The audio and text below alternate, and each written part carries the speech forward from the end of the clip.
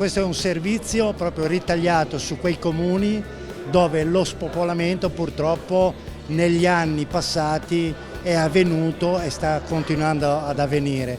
Mettere delle linee fisse è impossibile perché sarebbe uno spreco per i contribuenti. Si è studiato appunto questo sistema qua di servizi a chiamata, in modo che chi si prenota, diciamo, il giorno prima, il giorno dopo ha il servizio, può andare all'ASL, può andare a comprare. Il servizio è gratuito. Qua bisogna ringraziare Aree Interne che hanno lavorato proprio su questa cosa qua e Regione che ci stanno dando una grandissima mano.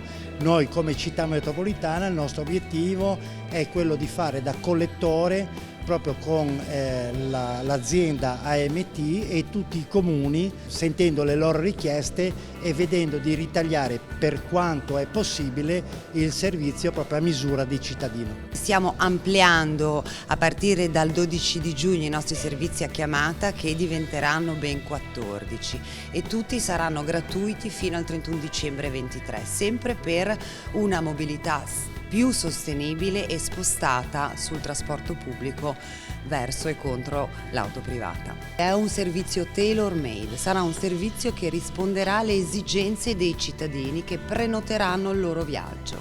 Quindi sarà possibile prenotare tramite un numero fisso, è in via di sviluppo e di attivazione anche un'app, oppure presso i capilinea. Tutti i servizi che noi abbiamo attivi ad oggi, che sono 7, tutti i cittadini, gli utenti sono rimasti molto contenti e questi servizi hanno sostituito in qualche modo in quelle aree più a minore densità di popolazione tutti i servizi di linea, e sono andati ad integrare anche i servizi di linea, perché di fatto noi riusciamo ad erogare un servizio migliore. Diamo un servizio aggiuntivo che può avere anche un domani una valenza anche turistica, ma soprattutto è un progetto che non si ferma qua, che va ampliato anche in altre aree, anche in altre zone, e quindi è un secondo passo, perché non è il primo tentativo, non è la prima fase,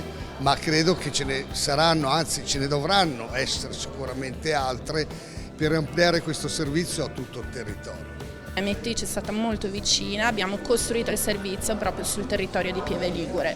Il nostro servizio partirà dalla piazza centrale di Pieve Alta e coprirà tutto quello che è il raggiungimento alla stazione di Bogliasco e alla piazza centrale di Soria, e questo è il punto proprio nuovo, perché il precedente collegamento non comprendeva anche il paese di Soria, quindi grazie AMT.